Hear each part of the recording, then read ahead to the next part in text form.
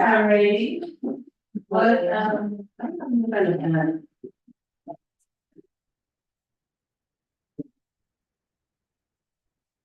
okay, what's your last name? SAVIE? Yeah, Thank thank you. Oh, my goodness, what you are. Good morning. Hello.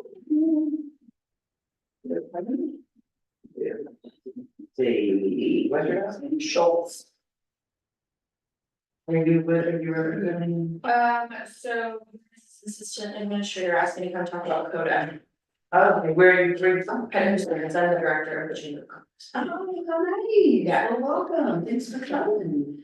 Well, get you on the agenda somewhere if you wanna. It's supposed to be on, but I didn't get the memo. I'm gonna do an amendment. oh, okay, Yeah, awesome. you'll be on. I'm Kevin. Hi, I'm Sadie, it's Hi. nice to meet you. Thanks Do for you coming. know where? We're, out of respect for you, we're gonna put you,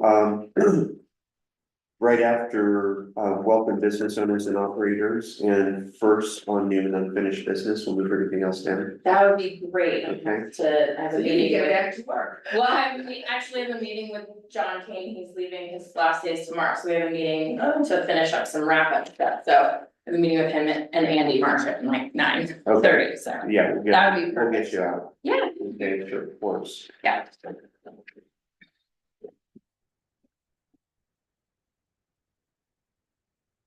As long as we have a forum. Yeah. We don't have one. Huh? We don't have one at the moment. Yeah, that happens quite regularly Frank to is me. planning on coming, I know that, or at least as of yesterday, but that still isn't quite enough. Has Paul zoomed in yet?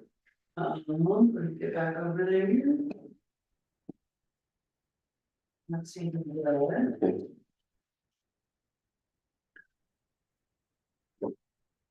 So this is kind of run like you're like a chamber of commerce, sort of, like it's an appointed, because you guys don't have a chamber of commerce in Georgetown. We don't. Yeah. And we are appointed and we're volunteers. Yeah, and so you guys run events, business promotion, marketing, Mhm. and all of that. Okay. Yeah, we do the social media.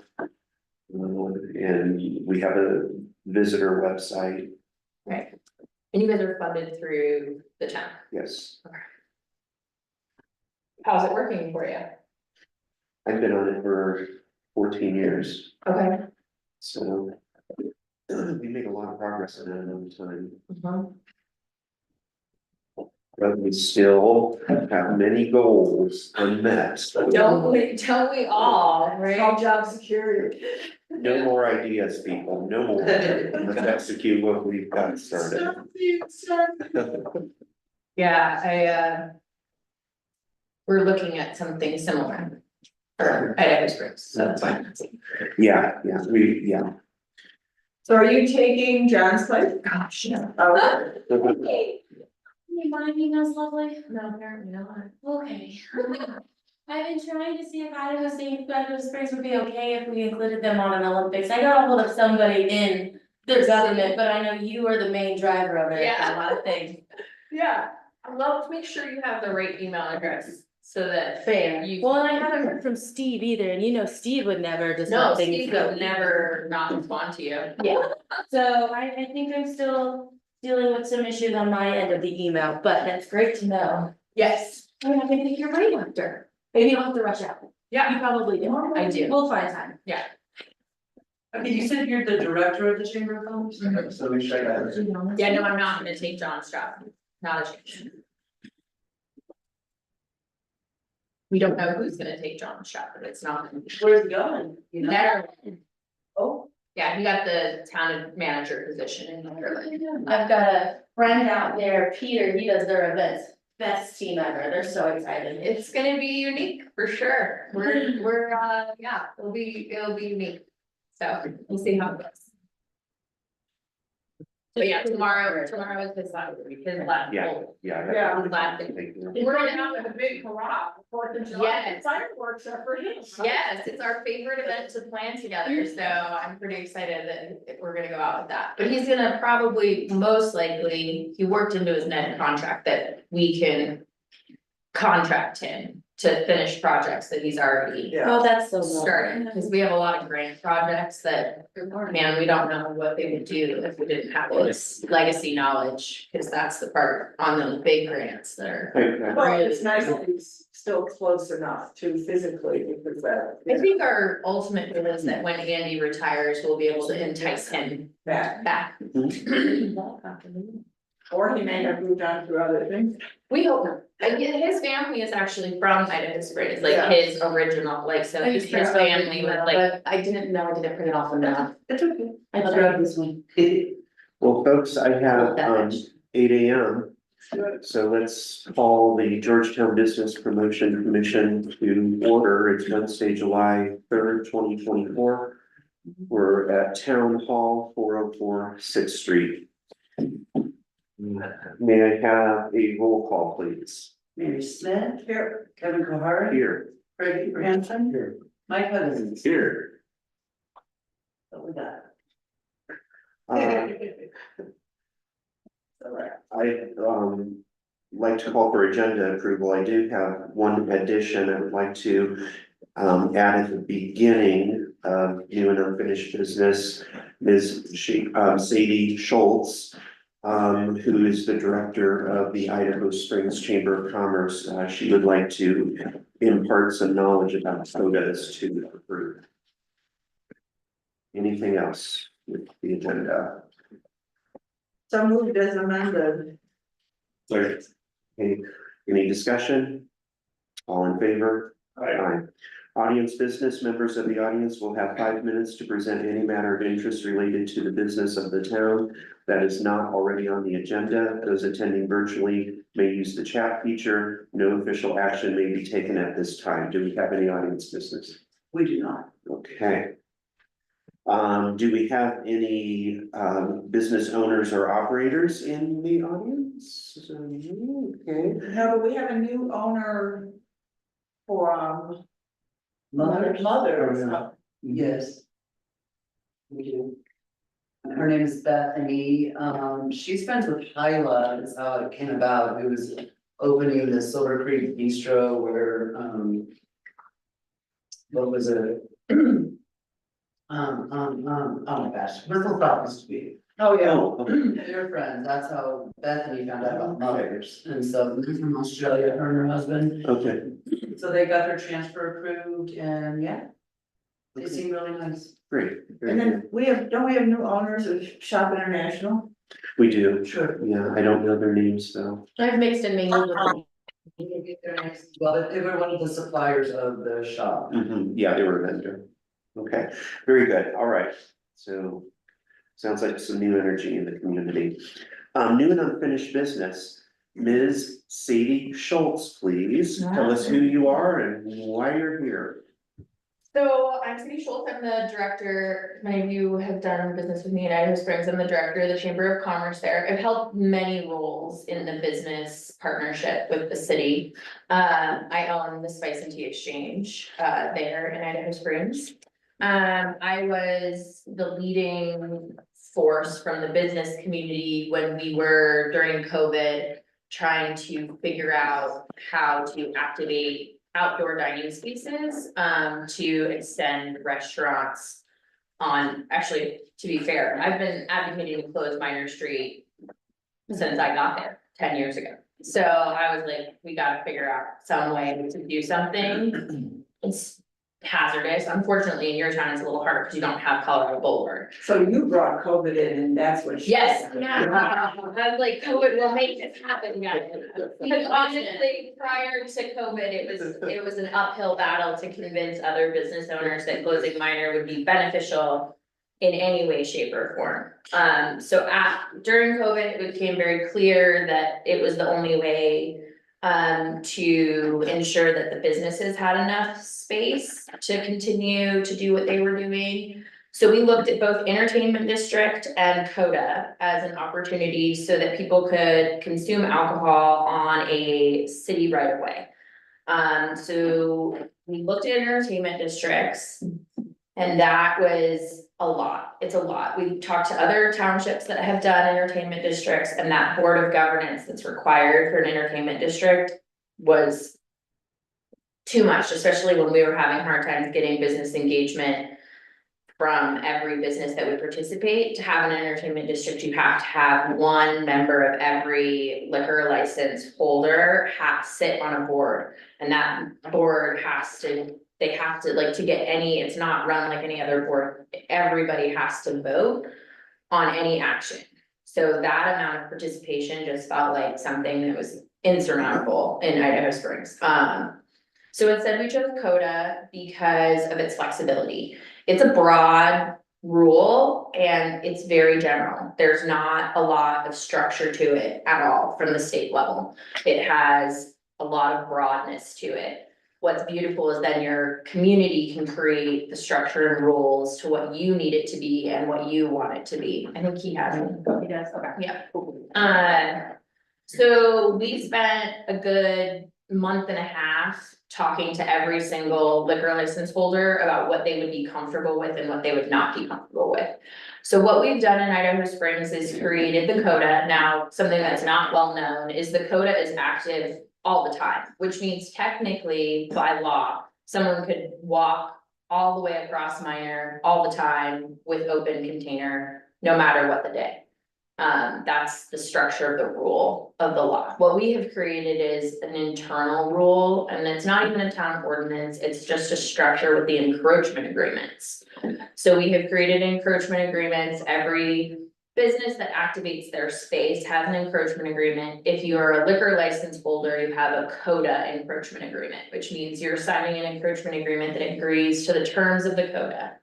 Which means that within the barrier of your outdoor activated space, you can serve alcohol within that space, following all the state liquor license rules and your own internal rules for liquor license sales. Then we create event CODA rules, which means 4th of July, Furlings Fest. Normally, we've only done 4th of July as a full open container event. It's the only one since we've instituted CODA where we've opened it up. We created what's called pedestrian byways because technically by state statute, it has to be in a contained area and they're not allowed to cross avenues or streets within the street closure area. We created pedestrian byways within our town rule, which means that they can cross the avenues on the crosswalks. It's supposed to be denotated and marked, but of course it's not. We've never had a problem.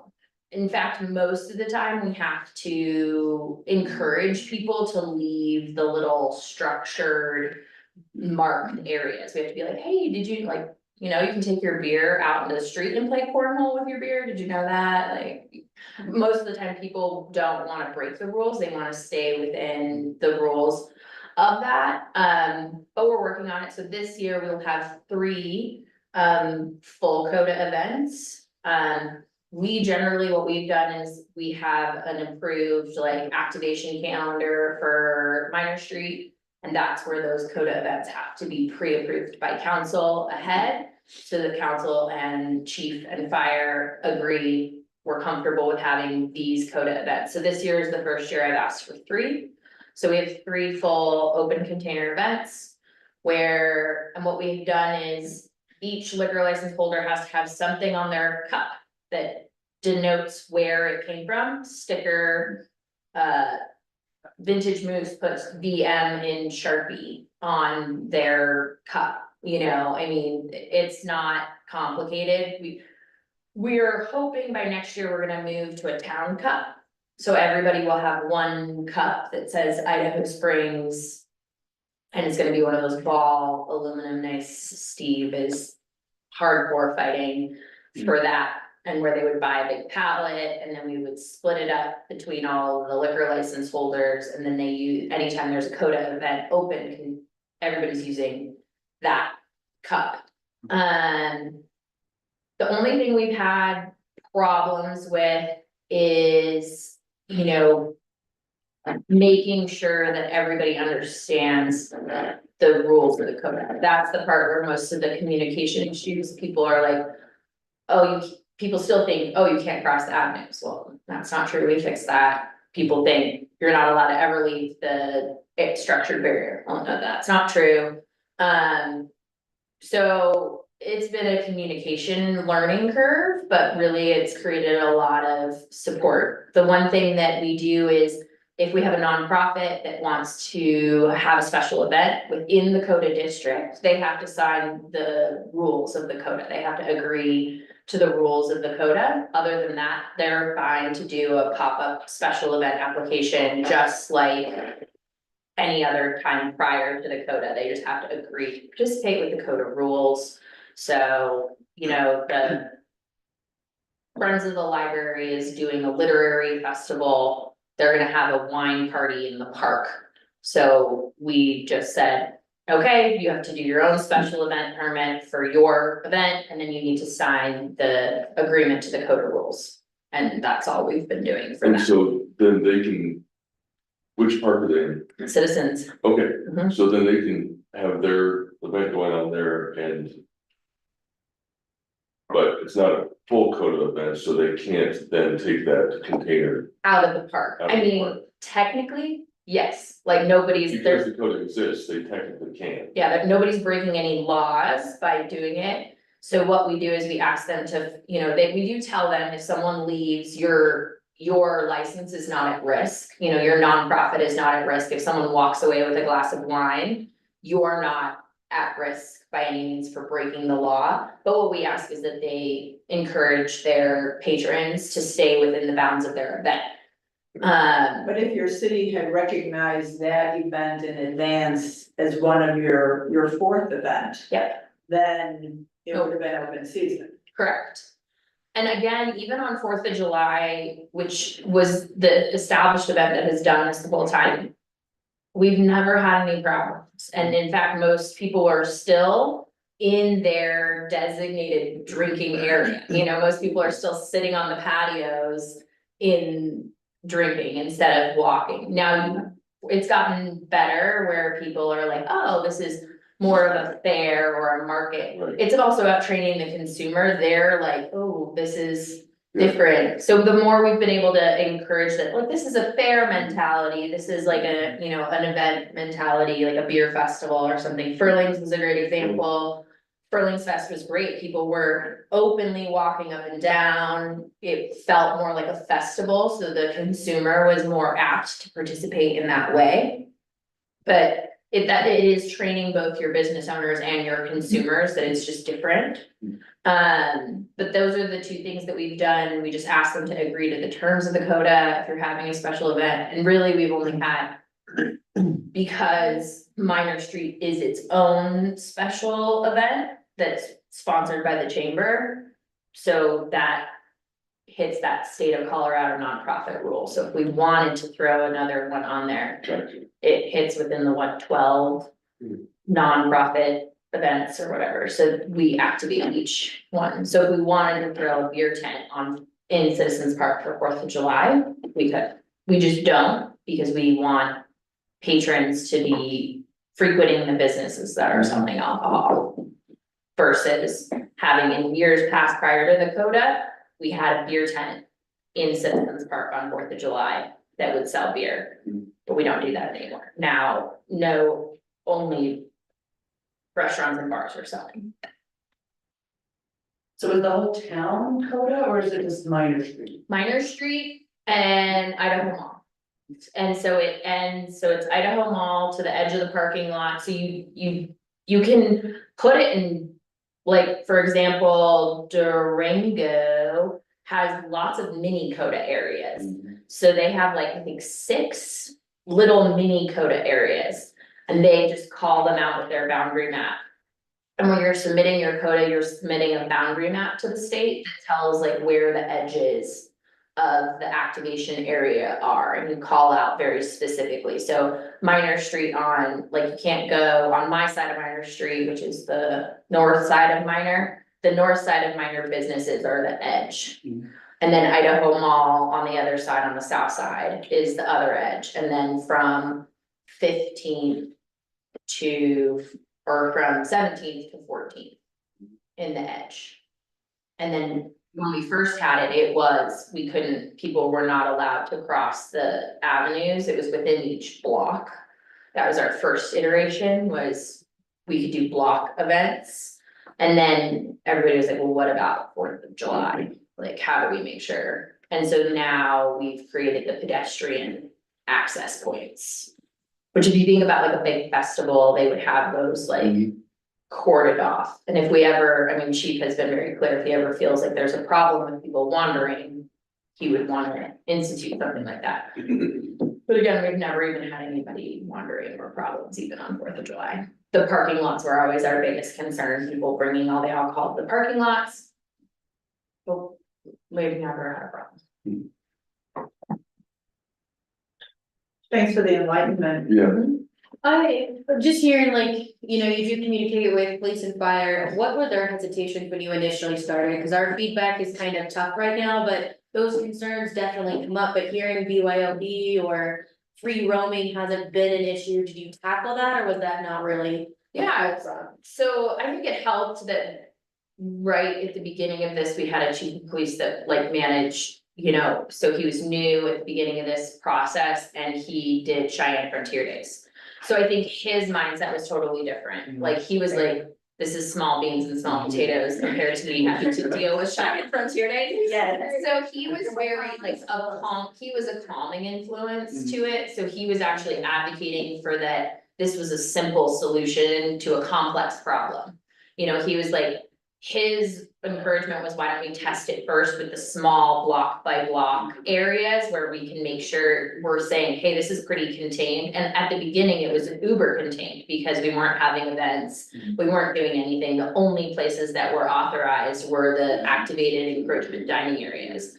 Other than that, there was no. And so then as we moved out of that, it was like, okay, what's the next iteration? What's the next step? So it was like a tiered approach, which helped a lot, especially with fire concern. They were like, that's a big pill to swallow. Like, how do we, so it was a nice way to kind of be like, hey, let's try a small bit first and see how that goes and then move it into, but with an entertainment district, there's no small bit. Yeah. That is a all or nothing package because it's so structured and the way the rules are already written. For example, Larimer Square is run as an entertainment district and they actually are considering not doing that anymore and switching to code. Because they're having problems with the same thing that I knew we would, which is participation. You can't have a meeting without every single liquor license holder being represented. So as you guys know, that's like sometimes impossible to get some people to participate. You can get them to sign to agree to it, but then how do you keep them going? Sounded like it was a great idea at the time, Yeah, and then Coda just came in and. yeah, Created. Coda came out of COVID for the state of Colorado, which was great, and again, it's giving the power back to the township to say, hey, you create the custom rules that work for you, and we'll keep it pretty broad. And that way it works for your community, which is a little bit easier to handle. Thanks. You're welcome. I have one question, back to Citizens Park and the Friends of the Library. I run Hotel Paris Museum Yeah, and we, do temporary permits for Uh-huh. special events. And I'd like to allow my folks to come out on the sidewalk Yeah. in this block, in this 400 block. uh-huh. So, do they put up any sort of barrier, ropes, fencing, tape on the street, nothing? No, just a communication. Again, it's been because Coda is, you know, always active. That's the misnomer. That just protects the city and the patrons that are activating the Coda. It's always active for the whole section. So that way, if someone does wander outside of the designated event area, nobody's breaking any rules or laws. So we don't put up any kind of barriers for those special events at all. So I would just verbally or hand them something printed that describes the area that we'd like them to stay in, and then they have to be adults. Exactly. Okay. Yeah. Oh, that's good too. Yeah, well, and again, the nice thing is The adult part's tough. if someone isn't, you know, paying attention or doesn't Yes, right. read, which is very common, you know, people have a hard time reading.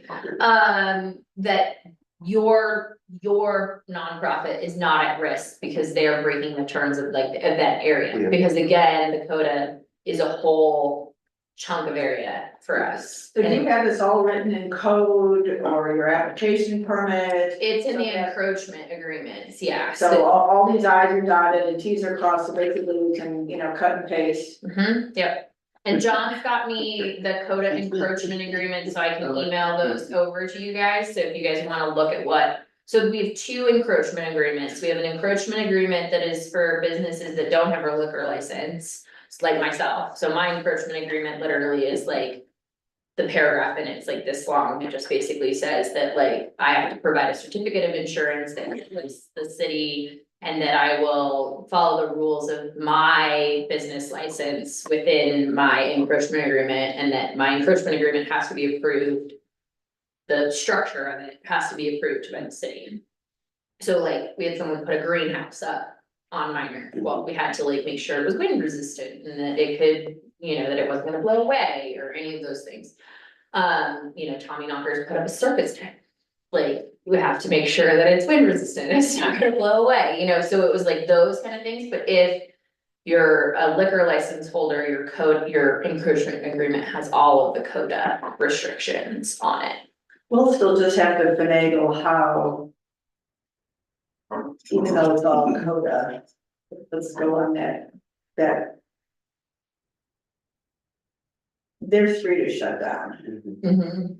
And we're still, but on a regular basis. I don't believe yet we're there. And so how could you have your extension just on the sidewalk if it's not the whole? So the encroachment agreement, the CODA is active all year. Right. For us, so in winter, Minor is open for traffic. Okay. So it just goes to the denotated areas. What it makes it nice is like we did. Santa and our tree lighting or whatever, we didn't have to pull a whole special event to have. Vintage Moose selling spiked hot cocoa out in the park. We didn't have to go through the whole process of having a special event permit and having to go through the whole process and having a nonprofit sponsor it. We were able to allow Vintage Moose to do that because we closed 16th just for the one day and the CODA is still active. So we're not having to like worry about all these extra steps. But in the winter, it's just the encroachment areas. So if they've activated a winter encroachment area, they can only serve alcohol within their encroachment area. So that would be So Vintage Moose had an encroachment into, area into. yeah, it's 12. Park. Yeah, so, well, it's 12 feet. Everybody's encroachment area is 12 feet into city right away. But you decided the 12 feet. Well, that was so that we could maintain fire access, so it was a measurement of our street. So that was fire's requirement, is that they have to have an emergency access down the middle of Minor. So 12 feet became just. But that was something that Oh. Springs chose that magic number, that Exactly. wasn't a state imposed, so. There's no requirements from the state on what. So is- in your winter situations, and you may not have encountered this yet. And not for us for winter, but just to try to see how this would work. Did you still have your your pedestrian extensions or whatever you call those? I mean, so if you had wanted to, I'm just trying to find the way we can. If he was operating something here and they happened to walk down the sidewalk, that it would still be okay. Not even for Hotel de Paris. The layout, the geographics of Vintage Moose and Citizens Park works out perfect. We don't have that perfection unless we turn Isel Anderson into a, But the library part you could have for 511 Right, would be. Vital and Library Park would be an equivalent, except City Park is owned by the city. And Library Park's owned by. it's private property. But again, if we So all try you to need- encourage Strauss So- Park, we so- have to have people cross the street. I just want it as open as we can, so I'm just, So how would, so you're familiar with Yeah. what library? So that would require, in the encroachment, they have, so for example, Mary Jane owns my building. In my encroachment agreement, I have to have a letter from Mary Jane giving permission for me to use the space that way. And so in that case, Whoever's the let's say owner, it's Ron gets with the library, The GLA, I think. right, the GLA, Paul. and says, and this is just an example. Yeah.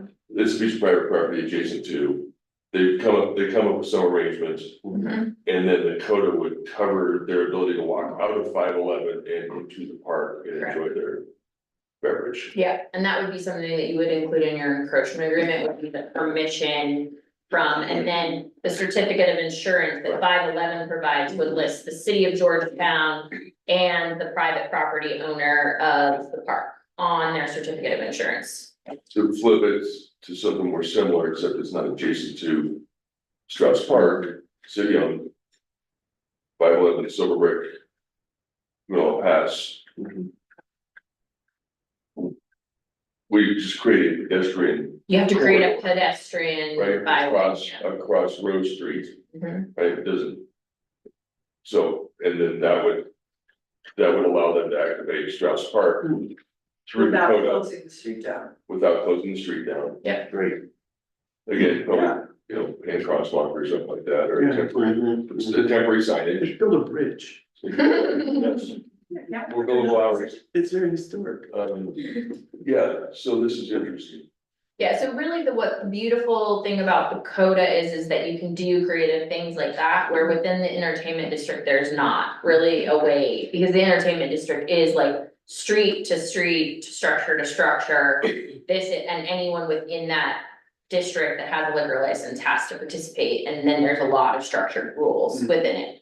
Whereas CODA, you kind of get to create your own rules that fit for what you have, you just have to have the encroachment agreement In is. the marked cup. Yep, and the marked cup and the encroachment agreement is the way to get that public right of way, the city right of way. Is the marked cup to prevent people from bringing in their own booze? Yeah. Okay, got it. Okay, so somebody's drinking, you know, out of a brown bottle over there in the car. A paper bag, yeah, I came from Atlanta, so. So we do have signs on all of our, there are CODA signs that, you know, that we put up on 4th of July that hit on both sides of the barriers that say no outside alcohol and do not leave this area. So there are signs that get posted for 4th of July, Cornhole, Furlings Fest. Those signs go up, we just have them, they are magnetic and they glue to our barriers, you know, they just magnet to our barriers and they pull down when we don't need them. Again, that's where that concept comes where that people can only drink when there's an event, but again, it's always active, it's protection for us, that if someone does wander outside of the restaurant area, they're not actually breaking the law. But you guys do have signs on all the booths where it Yeah. says do not leave. Exactly. You can't. And that was not a requirement of a CODA, that's a requirement of our encroachment agreement. And people, they obey very well. Very Yeah, well. I've noticed that too. Yeah, we really don't see anybody wanting to push the barrier. I've even seen people hold their cups back over here as they're playing cornhole, they're like. Yeah, and that's the moments where we go up to that person and be like, it's okay, you Yeah. can go out into the street with it, it's fine. You know, they just don't wanna be like scolded. Does Frisco have a? Yeah, Frisco has a CODA. So I encourage you guys, both to check out Idaho Springs if you like, go down there and spend an hour and a half, 2 Yeah, I hours. think that's smart. Because it is, I mean, from Steve's account too, it's problem free. Yeah. People, it's not a booze fest, nobody's out there getting hammered, No. you know, throwing bottles through windows and, you know, all the magic things that we dream of could happen. But also, I think it's on Thursday nights all summer long in Frisco, they do a concert in their park. Yep. And they open up 4 blocks worth of Main Street. And there's no barriers, there's a sign on either end that says, no alcohol beyond this point. Yep. And It's And it's just, doing the writing correctly. Yeah, And again, there's no reason to reinvent the wheel, if Idaho Springs, you dotted your i's, you crossed your t's, that's, we were hoping to stumble across something like that. The board did pass on first reading the opportunity to have an entertainment district and or CODA. And in my opinion, we can still move forward even with the entertainment district, just so that it's on the books if someday down the line we decide to do it. However, it appears from the explanation that Sadie's given us, and even if we wanna still get a little bit more from Frisco or even to Durango for the multiple districts. And I go down there this month, I could definitely take some time. That absolutely would be valuable for us to have, so that we can expand it, but if we can, let's just take Idaho Springs. Whole code, not the drafts that we've had some access to in the past, and let, Jerry go through that and let's tweak it for us. We're like 95% there. I have a question real quick. So with the cup, do they just go to any place, any liquor license place and refill it? Yep. And get Most people, I mean, pre-COVID, during COVID, no refills were allowed, but now like Steve does, like, come back with your cup, get $1 off. Right. Like 4th of July, he has his Tommy Knockers ball cups. He wants to do away with plastic in Idaho Springs, so he's like going all about it. So he has Tommy Knockers ball cups. So on 4th of July is the only time he uses those, bring them back, get $1 off your beer. But another thing that's important to note, if your restaurants are using their outdoor encroachment agreement, they serve in glass to promote people not leaving, and if they wanna promote people leaving, they serve in plastic. interesting. And that makes a huge difference in people's brain, oh, I have a plastic cup, I can walk away with this. I don't, and again, with the to-go alcohol rule, it works really well as well, because it falls that they can just take it and go. so if you guys go to the generic cup, just the one Idaho Springs ball type cup. Yeah. And somebody does, if there is a problem. Yeah. How do you address to find out where it came from? Where it came from, Yeah. that's why we haven't done the Idaho Springs Cup yet, so Yeah. that's the first. Cause I was wondering, what if you did a nice cup, but then you had a sticker that you could put on it? Yep, That's so totally- we've talked about like a band, like a color coding system, like. Like, do we get them like a band on it that people could do, like one of those little bracelety bands, or do we? Chip wants to do koozies, and I'm like, man, like, everybody doesn't wanna buy koozies, Chip. So that's why it's not been done yet. Because we need, that is the key, you do need a way, if there is a problem, you need to be able to see where it came from. Well, and I think it's kind of falls in line, the same thing that we have right now without it, it's like if someone's drunk and disorderly, and they're out in the street.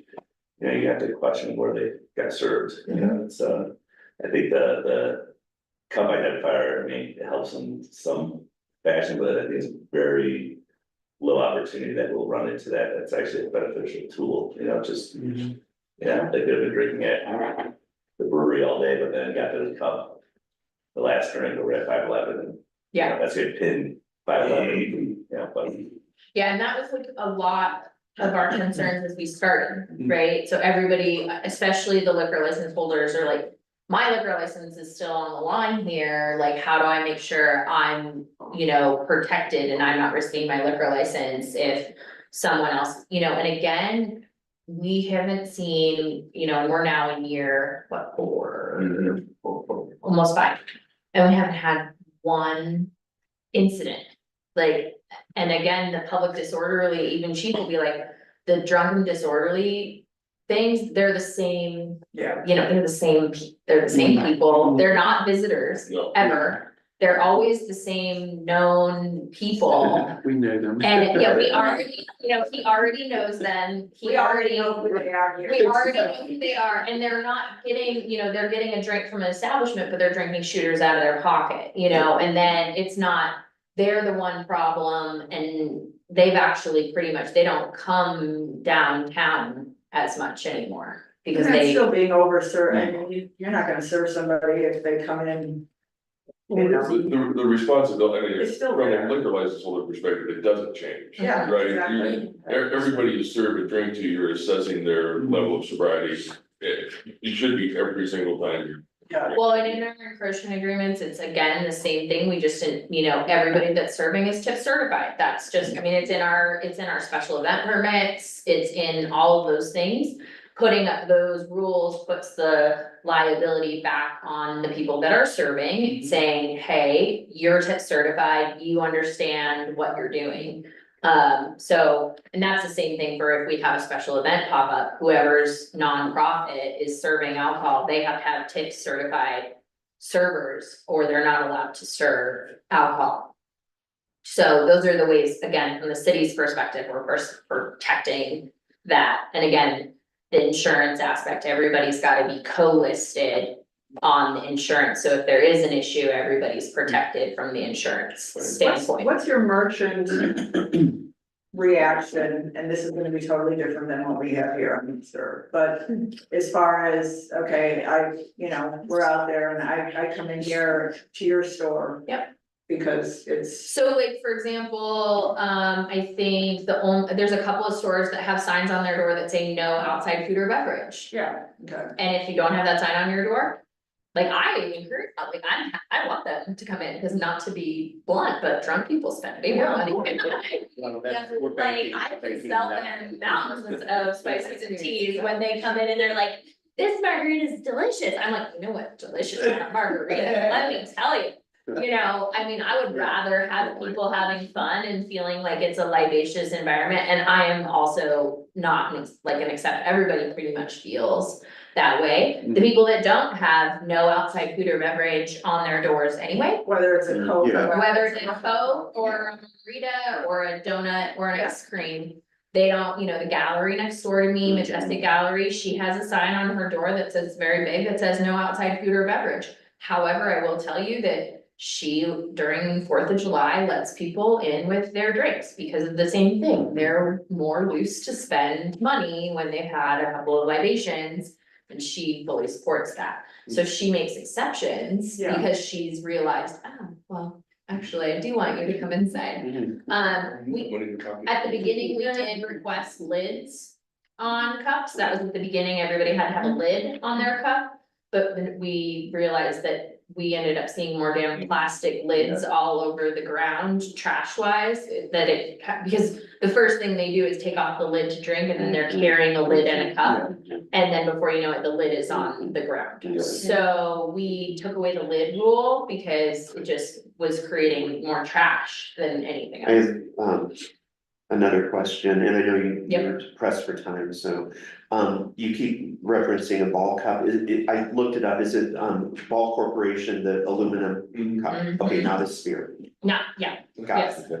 yes, they have these Okay. wonderful, Yeah, I saw it. delightful, Yeah, and you good. can get them Printed. custom printed, Got it. and they're Okay. actually, when you buy a pallet, like relatively affordable. They are more expensive than this. We use them for our Yeah, events. yeah. Okay. And they are more expensive, but the visual appearance, Yeah, the environmentally friendly appearance. It's cold as hell. Yeah, Yeah, I mean, it makes the beer taste colder. It does. I'm not kidding you. Really? People wanna collect them too. well, yeah, dude, Yeah. oh my gosh. Pumpkin Smash has been doing it now, Pumpkin Smash and Rapid Grass, Pumpkin Smash and Yeah. Rapid Grass have been doing them, and. You know, they've got people come back with their last year, and again, if you come, again, like Steve has been doing, bring your cup back, I give you $1 off. You know, cause it's saving him, and again, the way we're presenting doing the town cup is that. The businesses will pay for their couple of cases of town cup. So we would purchase them as the chamber, we would purchase them and then we would invoice them out, so there's like, it equals out, there's no. I mean, it's the upfront cost, obviously, but then nothing after that, cause we're invoicing the businesses on the cup. So we're hopeful that we can figure that out next year. We're going between stickers or color coding the cups. We can do mixed palettes of different color cups, like Rapid Grass. Last year we had 12 colors of cups. Like each different cups, and you can mix the palette to have different colors. So we were like, well, maybe every liquor license establishment gets assigned a color. Yeah. See, we're so easy on that because we only need like 6 or 7. Right. Exactly. Yeah, well, we have like, yeah. Well, I've been looking forward to this opportunity for a while. Yeah, well, I'm happy to answer any of those questions if you guys come up, and I'll email you the encroachment quota agreement. So I have a meeting with John and Andy, he's supposed to bring it. No worries. I was supposed to bring it to this, but he's rather busy. Thanks, Yeah, Amy. thank you. Appreciate Appreciate it, thank you Thank you. guys. Yeah. While we're still here, I am going to Durango the 17th to the 19th, probably 16th to the 19th, so if we want to coordinate on things to look for, questions to ask, I have no problem with that. And then another thing that the state is working on right now is to have a Do Colorado Right, that's their new campaign. They actually have these claw machines that you put your cup in, and then you get a reward for recycling. They're trying to instill those at different events, so if we put our name in the hat, maybe we can get that out here to help encourage and make it a little bit more fun. So we can put Georgetown, or something different. Well, Jess, you're up. Oh, is it me? Yes. Alrighty, June was definitely one for the books. We had a lot of good things going on. Most importantly, I think Mountain Jams has been going pretty steady. I love seeing the crowd out there. When there's a little bit of rain that only lasts 15 minutes, you know, the people are still sticking around. Cunning Mountain Band was really great wrapping up June, and now we're heading into July. So we're really looking forward to that. Music markets obviously are not going, finding vendors and getting their commitment is still a little bit tough, but we have a new project on that I'll get to a little bit later in this. The wine experience did sell out, but we are always looking for ways to increase exposure. They have a caviar event with Steel Day and a couple more throughout the summer. So if we could keep an eye on how to support that, you know, we're always looking at ways to keep things going in our non-town events.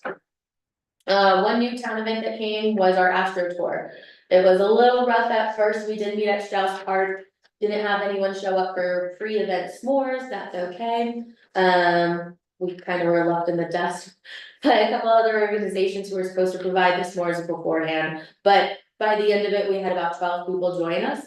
I think a little bit better advertising that it's not up the Rutherford Trail, it's at the parking lot. I think that will help encourage younger kids, families, people who maybe just wanna drive and sit. I think if we provide maybe hot chocolate and cider and move some of our picnic tables up, that will help add to that atmosphere. By the end of it, there was a round of applause and standing ovation for Luke. That guy was so knowledgeable, his passion comes through. And, you know, just seeing a laser that can circle the stars that you're looking at, it's kind of like.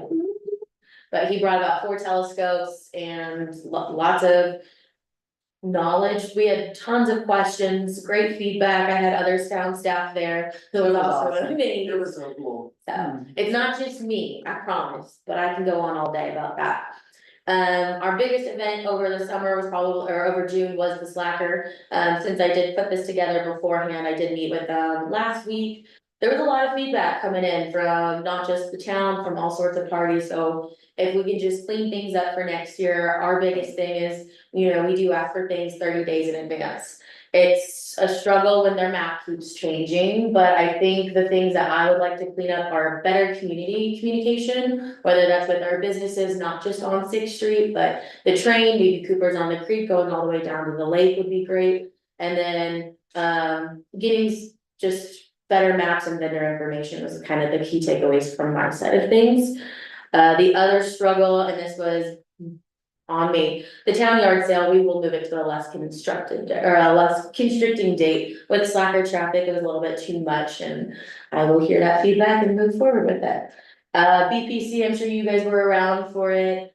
Any feedback from slacker or town yard sale that you would like to give at this time? Would it be appropriate to have it on the Sunday after Slacker? I don't see why not. I like the idea of maybe even doing it for 2 days. I think if we could pin down a date and just say like the first weekend of the month would be easiest, because that's what really resonates with the residents. However, I do like the idea of having a big crowd and saying, hey, stick around, stay the night, you know what's gonna be here the next day, you're a new treasure. Yeah, because I went to go garage selling on Sunday afterwards in Newark. Oh, So I was excited, I did buy some things on Saturday when I had a chance, but I was like, oh, I'm sure they're doing it tomorrow, and then, yeah, well, there was a couple Yeah, I do like the 2 day as well. I think that would be a great opportunity for people to get geared up and you have a lot more people coming in. Right. And I was at my hometown just a couple weeks afterwards in Dearborn, Michigan, and it just reminded me how much garage selling happens all summer there, Awesome. all summer. Mm. And we've always, kind of done, the first weekend was the town cleanup day, and that would help prepare you for the next weekend was gonna be the town yard sale day. Yep. So the second weekend does work for us. I believe Idaho Springs also had one on that Saturday, but that doesn't mean you can't travel 15 minutes. And also, if we do it Saturday and Sunday, Could it be say Saturday, but like it doesn't start until 1 o'clock when some of the congestion has lessened and then it goes over into Sunday? could always be an Yeah, idea. because that would give, the homeowner basically Saturday morning to get all set up. And then it doesn't really open, I mean, you're always gonna have people trying to get through and that's one thing, but officially, they're not starting until later. Or have the yard sale first and then cleanup day, cause then when they don't sell, they can. Throw away. Yeah. That's a good- good scene. That's a good idea. I like both ideas. And what if there's, nothing that says that we only do one cleanup day? What if we do one in the beginning for spring cleaning and one at the end of summer for all the beer cans that pile up? Well, no, All the aluminum cans. we were talking about, there's conversations about having another one in the fall, just, Yeah, for. So in Dearborn, does it feel trashy? Oh, no. No? I wish I was taking pictures, I mean, That's what I was like, first thing was like, golly, can you imagine seeing stuff on people's lawns all the time? oh, no, it's really like, Truman Show-esque. Okay. Of like, Okay. you're back in time of like, I can't believe these people are gonna be sitting here all day, garage sailing, yeah, it's a sport. yeah. It is a sport. So, yeah, we could definitely, see what we can do, make it both days, maybe make it a little bit later in the day. Or see where we land, I don't mind that, I think. Part of the problem where there were people putting up stuff after the map and everything was kind of done, like there was. Right on Main Street in Griffith near 11th, it was right after the Slacker route, but you couldn't really access their garage sale, and that's something we were trying to be more mindful of. So, that was just something I need to play around with, but we did allow people to be in Strauss Park. We had 2 participants in Strauss Park. One of the groups were 2 ladies who were from the apartment, so they took up both of the concession stands. I don't know how much they sold, but Keith said it was really great exposure for him and his business, so, keeping that attitude in mind is kind of where we're gonna go with our project, or how do we still keep in mind getting the Department of Revenue what they need, but also welcoming people who maybe don't have a sales tax license, or how do we utilize this park now that it's ready for us? Well, and garage sales don't fall into that category of, No, so, maybe we just need a garage sale in Strauss Park every weekend. works for me. Garage sale music time. Garage band, right? Oh, it fits. Media highlights, there wasn't too much, most of them were the train or things we don't really wanna speak about because they weren't pertaining to the businesses. So it's a little light, however, we do have more marketing pushes since we have 3 new events this summer. That we're inviting the media to, but also the train traffic, it's a lot of things. Our brewery in town was voted like the best one in Clear Creek County. I don't know if you guys saw the standing and some of those, we are in the presence of the best boss over here. Sorry, Rick, didn't nominate you. Well, I think there was some kids enough going on, I just know. And I think the perk of that too is when we started seeing that this was going around, I made cute little QR codes and passed them around to the businesses. So like, while someone has like a beer, they can just scan and be like, this is the best thing I've ever had and the best in the county. Cooper's won best french fries, totally agree. So it was great to see how much we shine within our own community. Best pizza over there. Pizza. I best happy hour. Moving into our event planning, we all know it tomorrow it's the 4th of July. 4th of July in Georgetown is one of our favorite days, so we have our lineup mostly drafted. Of course, there's some people who haven't emailed us, there's gonna be people who show up day of. There's gonna be, you know, things we haven't anticipated that I'm gonna try to anticipate, but we've got a great lineup of volunteers. I do wanna mention Amanda Cooper has been one of the forefronts in this, and I would love to make her proud this year, and I'm so excited to have staff being involved, to have community participation. I'm really, you know, excited for this, so we've got our own float to welcome Strauss Park. I don't know if our BPC knows about that, but with the grand opening, we thought it would be great to have something in the parade to say, come at 2 p.m. We not only are gonna have live music with Mountain Jams helping us out with Megan Burke performing, but we're gonna have root beer floats, some great speeches, and overall just a good time in that park, because it's so lovely. But we do have our parade lineup for most patriotic, best business, best nonprofit, and best overall. Some people are really going all in on what they wanna do with their floats, and some of the kids just decorate their bikes. It really just depends on what's going on, and I love it. Barbecue will be in the park. There will be one meat vendor. It's an education, not a selling, but I'm told there's gonna be a few other vendors there as well. No one's selling, they're more of just like, you know, the beer tents, education, They're little nonprofits, things. Yeah, nonprofits. So we're not being too nitpicky on that. Strauss Park grand opening is at 2 p.m. Like I mentioned, we only have 2 vendors who are interested right now, but you know, we tell them since there are the only 2, they can take up more than 1 booth, just to kind of fill up that space a little bit.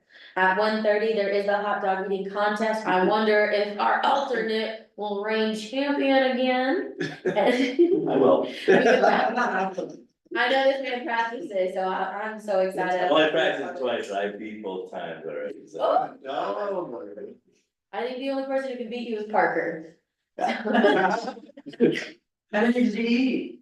It's only 5. It's only How 5. fast do you eat 5? Yeah. Oh, okay. It's not as hard as people think it is. And like a minute, it was timed, is that what it is? Well, it's how fast you do it. And so right now, my best time is 1 minute, 37 seconds. Oh my gosh. Last year I won with 1 minute, 52 seconds. You have to witness it. That's You a do, 5 hot dogs. Yes, and thoughts. and And fun. and a You beer. carry the water too? Oh, yeah. Oh, You You put got that it. in. Watch it. Okay. This is something. It is a good time, it's, you know, something that spreads people around town, gets them out of City Park toward the businesses. Then right after, we'll have our grand opening, and then shortly after that, the community center will be hosting a bingo. These are prizes to be won, donations per card. I think for those of us who aren't really interested in leaving town, because it gets so populated, I think it's great to have something that keeps us as a community. That is important. Woo! Coming up next weekend, we got some big ones, triple bypasses coming through. Town, fire, and other authorities have approved their new aid station and double bypass drop off. That will be on the other end of the lake. So it won't be really interfering with town. They do come through town. Our biggest 5 points of impact are gonna be on Argentine, the roundabout going through the loop. We do have extra rangers and police presence to make sure that train traffic isn't held up too much, but also rules, it's not a timed race. This is just a fun event, so we need to make sure that the cars are going and we're adhering to traffic laws. It's not all perks for everybody. That's a great chuckle over there. We do anticipate, you know, some silliness. We've tried to ask them, hey, these are your designated parking areas. If you don't mind telling your spectators to stay here, just so we don't have any more issues. The lake is pretty congested, as we already know, but there is. Where are the new drop off and? The aid station is the spaghetti lot just past Easter Seals. Okay. And then the double bypass drop off is that, what do you call it? Do you remember the name of it, Rick? Okay, it's if you go past the lake by the curve that's 20, there's that red house and then there's that open field. They're gonna be in that open field. Oh, Shadows. Shadows Ranch. Is it Shadows Ranch? Oh, okay. Okay. They are looking for someone who is able to mow that. They did reach out to the few contractors town had, but they don't have the equipment. They're gonna need some tractors. So if anyone has any leads, let me know. Otherwise, we're just kind of going with that. The setback lawn is gonna be the same day as the triple bypass. Nothing too crazy. They both changed their dates this year. So that was our new little twist. Triple Bypass was a little bit later in the year, Subathlon used to be on the 4th of July, I think they both wanted to get a little bit creative, and then we lost our way a little bit in there. It doesn't seem like they'll be overlapping anytime, but, for the most part, we work things out. Here, it's the. I am excited for the Olympic Fortune Field Day. Communication has slowly started to come out, though. I think we all just saw me and Sadie realizing that my emails still aren't going out to people. So we're trying to make sure that me and CCMRD are pushing this as hard as we can. We have our banners in, so we're gonna have 2 people walk the banner in the parade. I think that will be great exposure. And then making sure that we're sourcing our runners for the torch run. That will be July 25th, that Thursday, the night before. They'll be going from the edge of Idaho Springs. The way we've mapped it is mostly along the frontage road through Dumont, over through Empire, then back over, quickly to Georgetown, through Silver Plume, and then landing on 6th Street. I think it'll be a great way to showcase our businesses, and then any informational vendors. I think that's the big pull, is like, you don't have to be selling something. I think we have a lot of contractors and informational libraries who wanna be out, loaves and fishes, just to go with a few that I've reached out to, so hopefully we'll have a nice night before. Going into the games on the 26th, they've been mapped out the best they can. We do have the opportunity for a pancake breakfast or a fundraiser between 8 and 10 AM. Town could do that, but if we wanna offer that to another organization, maybe not even in Georgetown, please let them know we're gonna be taking that. Because around 10:30, that's when we do our Olympic welcome, and then we send everybody off to the games. You have a little bit in here, but just for some of the cheekiness, you know, you have the Olympic Village downtown, you have the Legend Lake going on, City of Champions Park and Whirlwind Winners Park. Just so you kind of got a little fun with that one. And then, so this is the welcome packet that I have been sending out to businesses. I'm getting ahead of myself. This was me going to Idaho Springs, Empire, and Silver Plume, not just letting them know what's going on, but making sure that they feel really welcome. I don't wanna just be slapping their name on something and then just show up and be like, why is my name on a banner? I really want their participation, their buy-in, and just their support, and so far, that's what we've been getting. I think having a variety of events, anything from paddleboarding to also the biggest fish competition, and make sure that everybody kind of has something to do here. But if you're not looking to be an athlete, the Olympic Village, our downtown 6th Street, we're gonna have live music, we're gonna have fun games, cornhole tournaments, things like that. We've slowly been starting to get in sponsorships and prizes. Georgetown Paddle Co specifically is one that I remember. They're gonna be offering some 2 paddle boards in a session. Loveland's offering ski passes, the train will be involved. So great things for our own community, but less things that we have to provide. That's always the key goal there.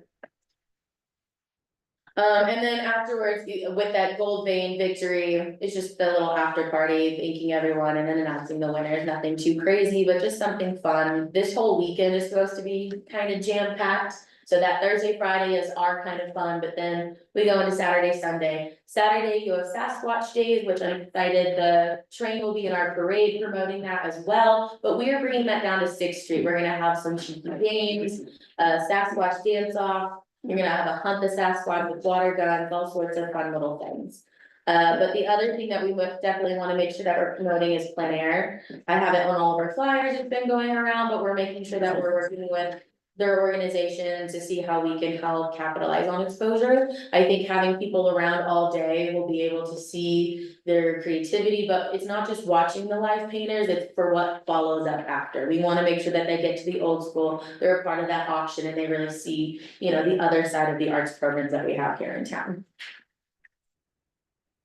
I didn't know if Paul wanted to comment, but I don't know if he's here. He had to sign off. No worries, okay, cool. In August, we have our 10 degrees cooler fest. What day is that? It is August 10th. The way that I am going to be putting it out there is it's the second Saturday in August. That's typically right before school. So whether you have Denver kids coming up, cause it's so hot up there, or we're trying to do something nice for our own community. It's just gonna be, you know, a little ploy to get people on 6th Street, some fun little games, nothing too exhaustive, but you know, the one thing that we're working with is down by the lake, possibly the polar opposite plunge.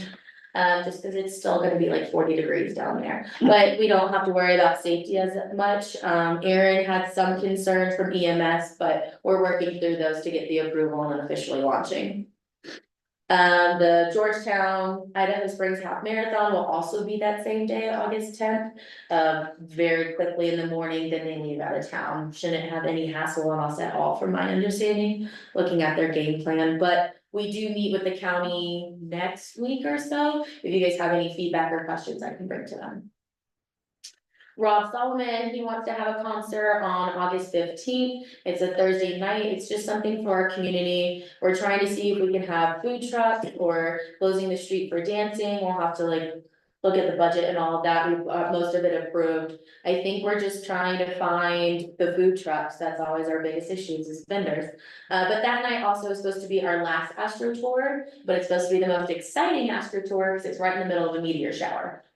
So you're looking at 80 to 90 meteors an hour. It's not the peak. Peak is usually about 100 an hour, but it will be roughly a good time still. Thank you, Luke, for that knowledge. Other ideas, we're still working on our yoga nights. I've been seeing Nancy around at Cabin Creek and with the paddleboard company. That's always really great. What days are those? They alternate. So ours are every other Friday, if we can just finalize that, and then Cabin Creek's is every other Saturday, including this Saturday. And they have nighttime paddle yoga, but I can't remember those names. What, the half marathon, is that August 10th as well? Yes, And then what is August grab mean? it's just we're trying to find something for our less busy event, so we don't have anything going on in August. We did on one time the dog days of summer, but that didn't really kick off, so this is our August grab. This is how we're trying to do something fun. So June, we have the Slacker, which is, you know, a great event, but it's not our event. 4th of July in July, that is our event, but we're going to do the Olympics to play off, you know, have a little something towards the end of the summer. We start to trail off midway through July. Jess, I'm sorry, I'm gonna go, so. No, don't worry about it. So we've already started to work on these banners and advertising opportunities. I found our sandwich boards. My biggest hurdle is trying to decide what area of our budget are we pulling this from? This comes from Mary Sense. Once we all agree on that and, you know, we all agree on the price, we can go ahead and pull that trigger. I would like to get this finalized today because she is going out of town and invoices are about to be closed. So we can look at it from our advertising, our signage, or equipment. Those are the ones that I have identified as like the most acceptable or reasonable. If you're looking at 280 for the weighted sandwich boards and we want 8, we're looking at close to about 1,800 or 2,000. You have to take away the taxes because we are tax free, but keeping that in mind, it still is covered by all of these budgets. I just don't know what's the most appropriate. With advertising, we will be using these for advertising opportunities, whether it's, hey, we're in City Park, we have upcoming events, or down by the lake, scan this QR code for see what's downtown, or downtown, go this way for this business, or this way for museums. You know, that's a great way that we can use it, but also if we're buying the sign holders, we're eventually gonna have to buy the signs, so we have to keep that in mind when we're taking away from the budget. I'm sorry, I just was looking at non-weighted, less cost, more hazard. Right? Sorry. We did try to play around with that too, because I mean, the not weighted signs are about $80 and we could look at sandbags, but just from a safety standpoint, we'd rather spend more and have the security, less hazard. Yeah, so much wind. So much wind. Jess, is that also the kind that if you're driving down Argentine by the Correct. apartments, you see that one that it looks like it flexes with the wind and then it comes back? Yes. It's got a spring loaded on it, but they are weighted. They are weighted. And they still put sandbags on them, They or do. rocks on them, but no, we definitely have to have something weighted, Yeah. plus, you know, for some of the times, it'll be less labor intensive if you can throw it out there as opposed to having broken, something all over sandbags and everything else. Yeah. Keep these in mind for our, we're gonna be putting a budget together. Yep. In another month for 2025, so. It's good. I gotta talk to you about getting childcare on that budget. That's not me. Yeah.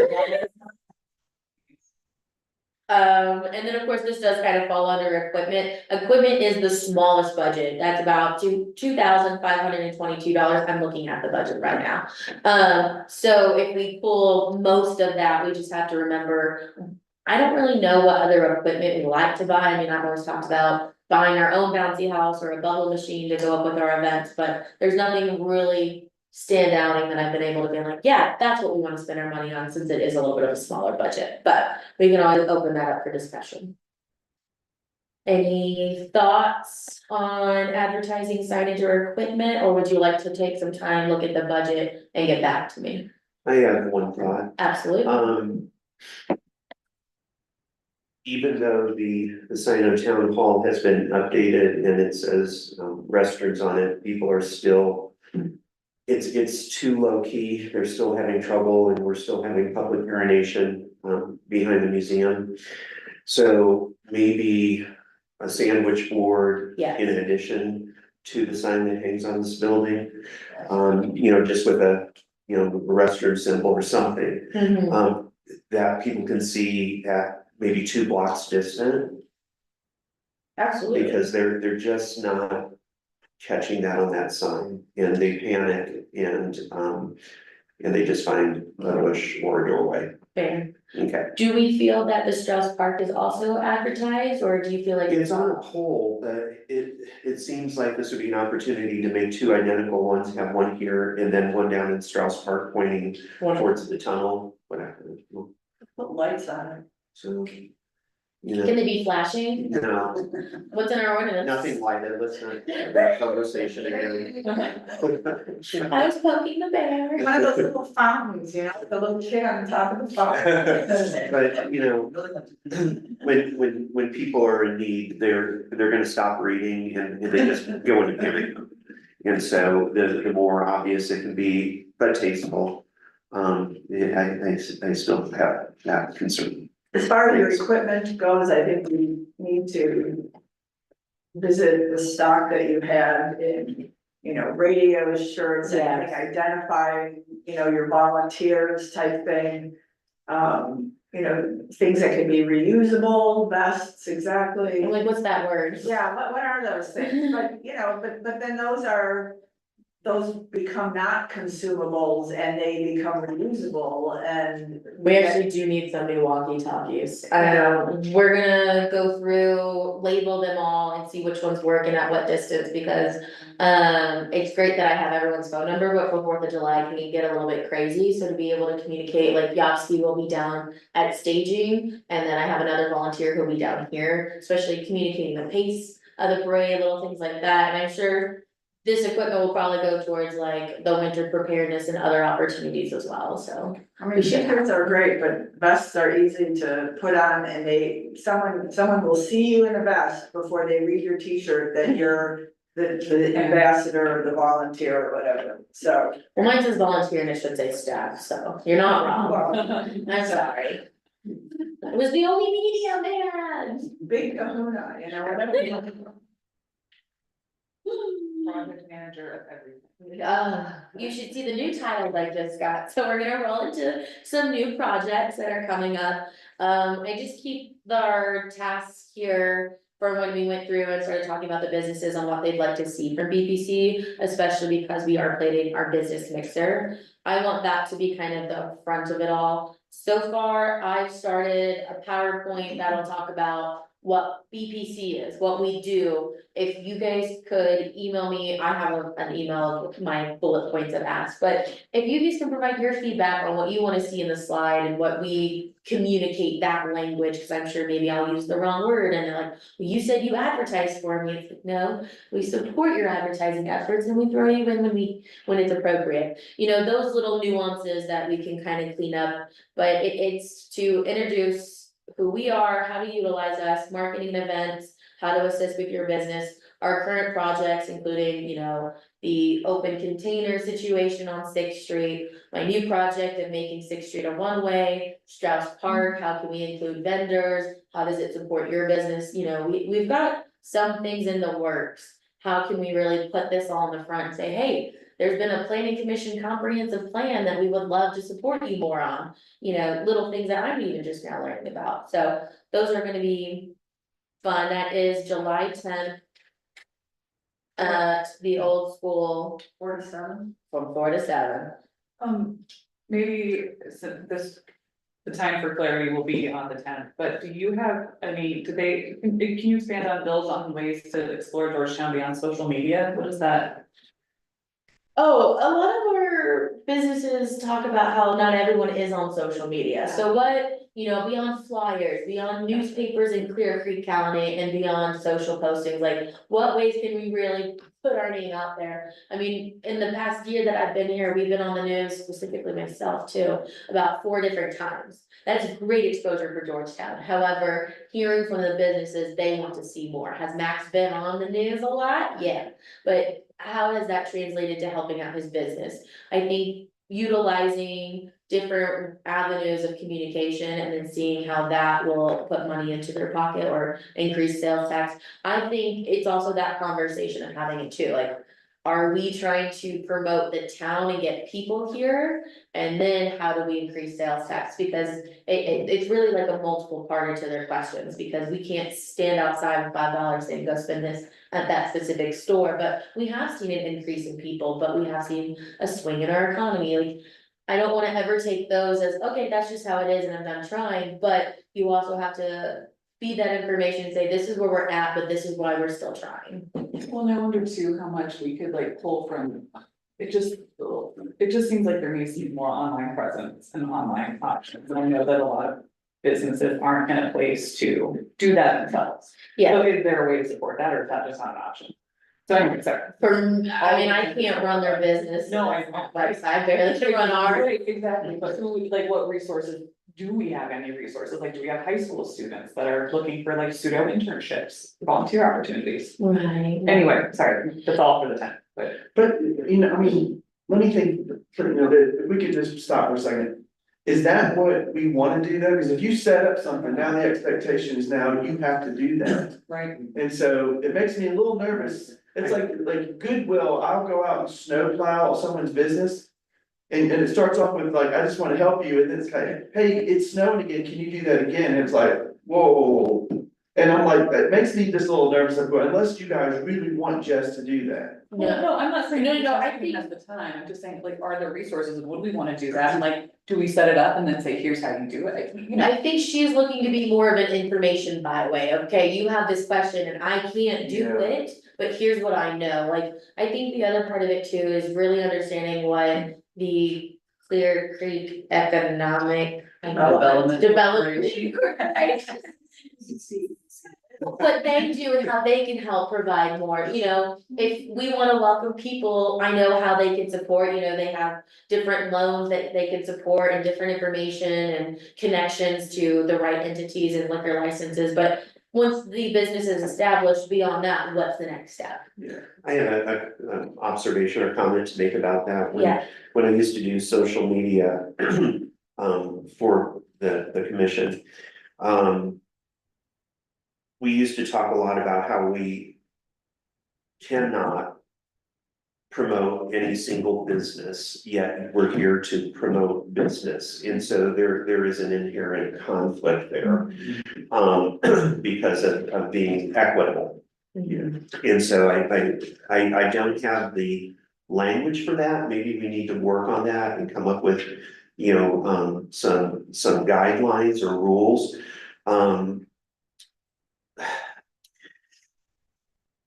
You know, it's.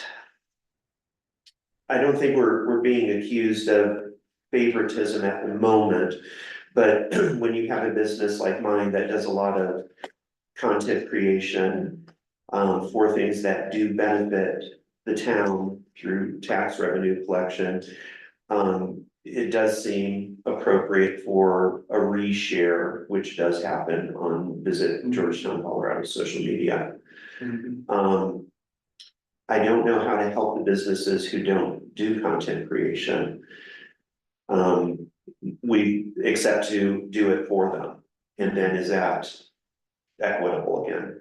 See, it just goes round and round. Does that all make sense? Yeah, it makes great sense. That's why I feel uncomfortable. Yes, correct. Because it crosses a line to me, and once you cross that line, it's hard to come back, because then you create an expectation. And so it's like, I'm all about an equitable way of saying, here is the restaurants, we want you to come do this, here is these things, but when you get into the micro of looking at that one, it just sets up a standard that we can't fulfill. Like, I like the idea of getting interns involved, but can we tweak that into something?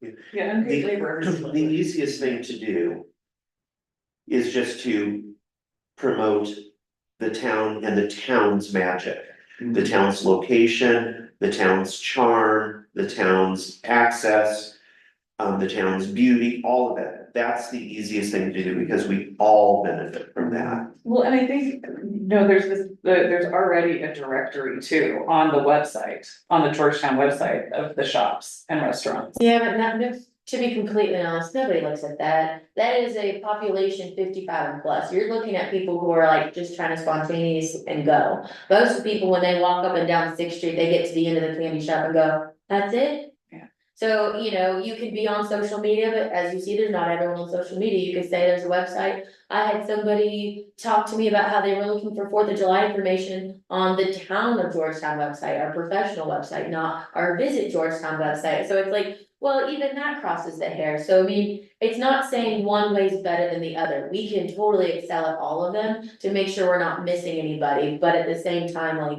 directories and itineraries, it's only for people who show up. I mean, you even have more of your flyers, but for the pamphlets downstairs, you can see what gets grabbed and what doesn't because they come here. So I mean, the visitor center is a great place for information. People call, people will show up, but beyond that, people don't really do a lot of research when they try to travel. On Facebook, I know Facebook isn't the social media of choice. It's only for Was Bloomberg. June 21st.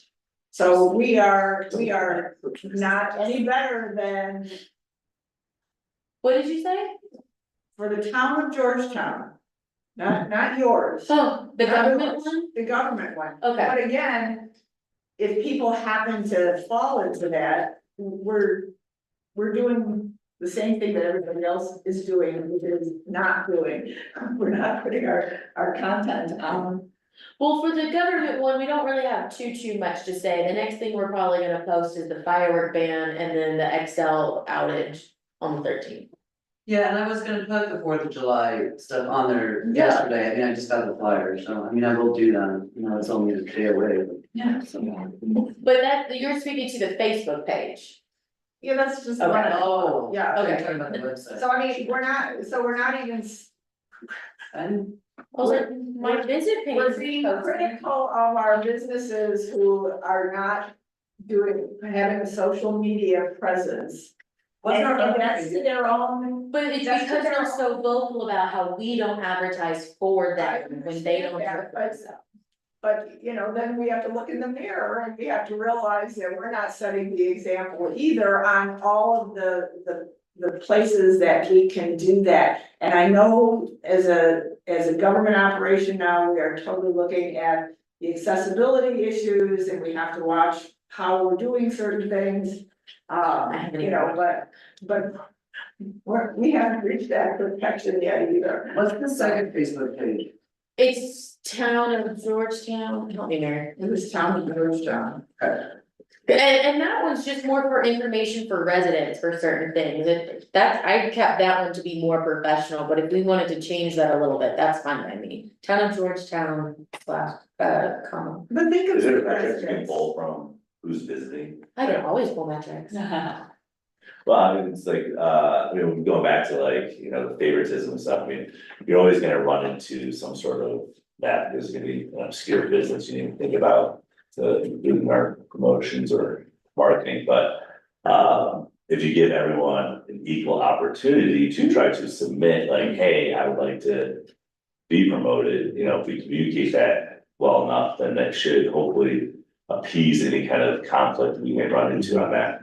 Especially if you do like a search engine optimization program, we keep going back and forth on social media, who's on it, who's not on it. But I think we can safely say that a lot of people do Google or Yeah, use search engines as they're driving up. to see what kind of restaurants or what kind of amenities are here when they're passing through or vacationing and just in the mountains in general. So that's something that we could look at putting an effort into. You know, another thing too, I remember in Brush, we did a business mixer.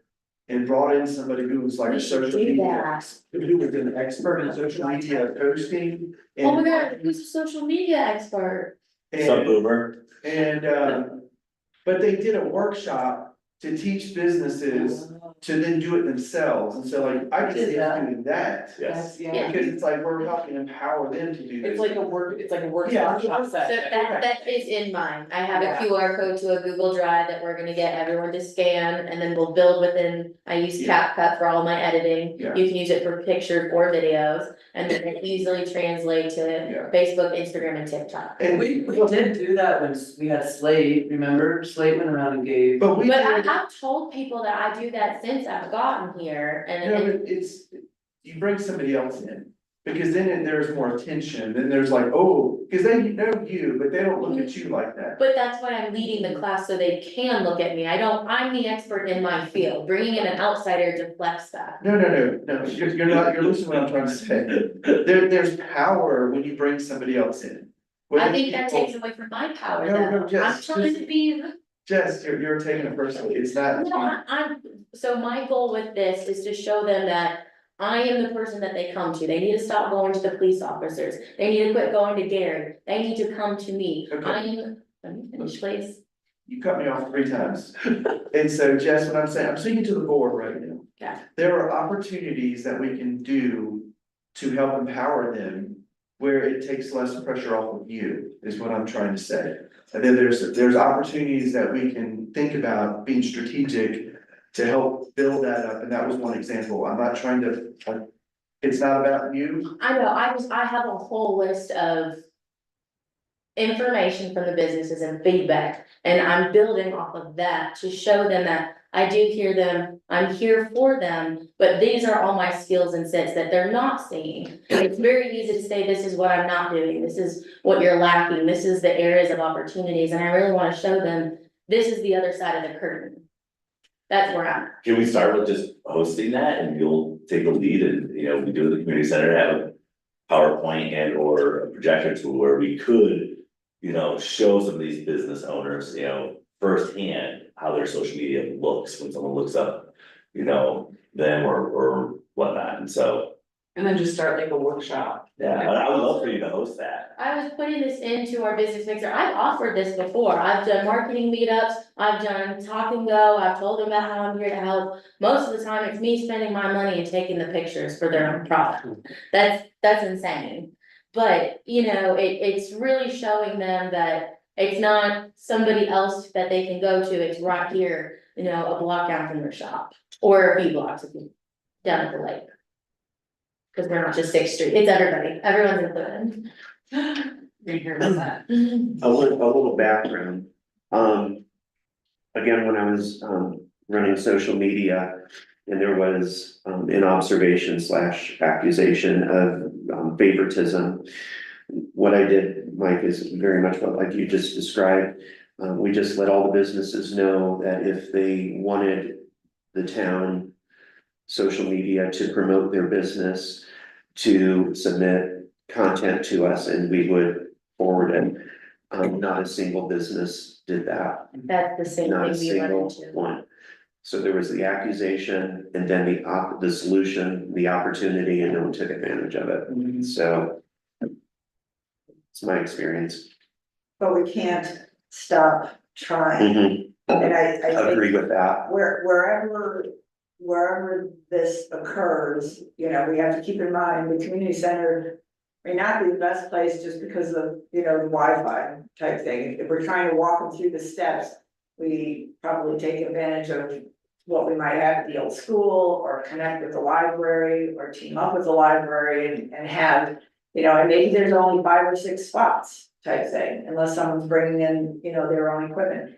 We're asking people to provide content, and they don't know how to start to do that just because of the type of merchants, some of the merchants that we have. Here, it's overwhelming. to that, to do that. Yeah, Not to take away just from your expertise, but you're here 24/7, and so therefore they take advantage of that because you're always here. And you bring in someone from the outside who's only here for 1 hour this particular day. You know, they don't, you know, and then you can follow up with something like that, that may be an opportunity, because otherwise you get taken advantage of with your time because you're saying the same thing 10 times over again to 10 different people as opposed to. But again, we can offer it, and if they don't come, you know, here we are again, so.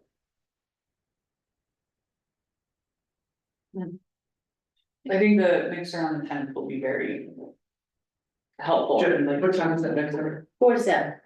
And not only have we been emailing, websiting, I went through the other day and I passed out a bunch of packets full of flyers, including the invitation. And I told them all about it, and I also gave them my card, our Astro tours, 4th of July, community center bingo, the July month of events, the regular summer, Where's the Directory. mixer at? huh? Where's the mixer at? Old school, The old school. the old school. The heritage. Heritage. 809. It's the old school now. It's the old It school. is back to old. It is the old school. Yeah. I was like, trust me, when I first came here, one post, I got told. And how do you clarify, cause it was Heritage Center, yeah, the old school, now they're like old school, you know, the Heritage Center. Where's the new school? The sign needs to come down, Paul knows. Is this the new school up here then? That's the community schools. On towels. Oh, you know, he's saying the No, old he's school, still- But where's the new school? the new school. That's the old school. That's the GCS school, yeah. This is Yeah. Georgetown, there's nothing new. Yeah, That new school is old too. That's from 1936. That's the older school then. That's the older school. Yeah, it's the called the new James school. says they were schoolhouse. Oh my gosh. Okay. Moving on. Moving on, I've been tasked with looking into 6th Street becoming a one-way, helps capitalize on chain traffic. Put our businesses in the front of all of the people passing by, but of course, there's always gonna be some hurdles with that. I'm just trying to get through the 4th of July, so there is some work that has been done on this that I've been looking into. There's been parking studies and a couple people coming in on how to do that, but of course, you know, I have heard this desire from businesses and a couple of our local authorities. So it's all about how can we make this functional while also profitable? I'm sorry, what the one way, I missed the topic. Completely, yeah, one way coming down 6th Street. Cool. I think that's a great idea. It's almost natural there. Yeah. It would be beneficial to the 400 block because we see probably the least amount of traffic. In fact, I would say we do see the least. So we're amount. not doing it for any one business. No, Another He said thing, we're on a block. I said block on I purpose. another thing that, we had discussed before, You know, it's a conundrum. It's a conundrum. another thing that we had discussed before was, 6th Street would be the one way, but 7th would be both ways. Cause then you would still allow, this was the hurdle I couldn't get my mind over until we decided or discussed and said, no, 7th Street should be both ways, so that, then that doesn't mess up the truck route. Yep. Cause then you can still have that and not have any problems, but it keeps the traffic coming down from the loop all the way into Georgetown. And that would be a good thing to you know, like Tom Hale said it best, and that's, instead of reinventing the wheel, how do you capture the business you already have? And that would be another way for us to capture that. Yeah, that brings up a thought. I have to report our visitation to the National Trust monthly. And to me, that is sort of an outmoded way of looking at business. Because you can have 100 visitors and they only spend $1 each, so you've made $100. You can have 10 visitors who spend $10 each and you have $100. And so it's for lack of a better term at the moment, a quality visitor or a qualified visitor, somebody who wants to be here and who wants to spend money. We don't have to have hordes and hordes and hordes of people. Because there's negative side impact to historic sites, so I'm conscious about that, you know, carpet wearing out, doors wearing out, all of it wearing out. So it's that quality visitor. I don't like the word quality because it seems demeaning, so if you can think of a better descriptor. Intentional. Loaded. Rich. Rich retired lots of time, but do you understand what I'm saying? Yes. So, you know, don't always think about throngs of people, think about, a qualified visitor, if that makes sense. Real quick, guys, on the website, we still have, Buzz Cafe Oh, listed. yeah. And then maybe for little Annie, just put in a quick blurb that they're only open from, seasonal Memorial to Labor. I think that's what it is, isn't it? Yeah. Season. It's like I just put that, or little Annie's up in June. Because that owns crazy. Well, does anyone else have any thoughts about the one way? I mean, I'm all for it. It is a great. I'm all for it. I believe our board has looked into this in the past and then just, you know, Can I ask a question real quick? If seven's a two-way, then how do you keep them from going? so we were, this is. No. Trust me, I have like 6 different issues going on, so before somebody gives away all my tricks. We were looking at possibly making between, what is it, Taos and Griffin, just that one way. So then you can still get people leaving the neighborhood, but you don't have them coming around. So this would be a one-way? This will be a one-way to continue, and then a double way Oh, starting to at Taos. Taos. Yep. I like that too. I have just like a started my person research, I just toddler, like- didn't want to present on no, it. that's a great idea though, because then you have a chance to get them dissipated, but once they get to past, you Yeah. just clearly, this is a one-way, do not enter this area. Well, so we still need to check with fire, police and the residents who live here to make sure that they're comfortable. From my understanding, they'll be able to go, I can't remember the road, but the little bridge and then hook over, it's a little bit of a tight turn. But little things like that, cause you don't wanna disrupt everything, but to benefit the businesses and have a good flow of traffic with that truck route. These are all things in my spreadsheet. What if we had like, I mean, this is, sorry, bridge too far, I should not just talk about simulating something, but I'm already committed to this one. What if we had some signage that was like, this historic home is this way, like if you're already driving around, like somebody asked me the other day where the Maxwell House was, and I was like, right, left, right, left, left. But you know, if there was just some small signage, and like when you get up here, there's just some beautiful homes, people love just driving around and looking at homes and.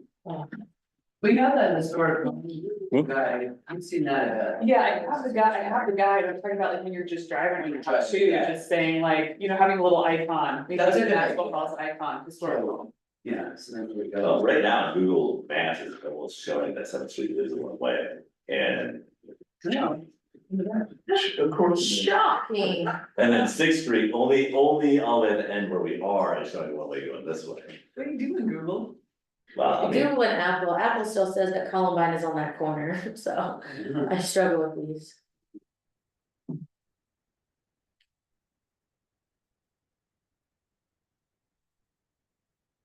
The last thing that I have for y'all is, our group that's talking about how to get vendors into Strauss Park, we met. We've kind of come up with a strategy, we mostly have a lot of questions that we need to check in with our treasurer.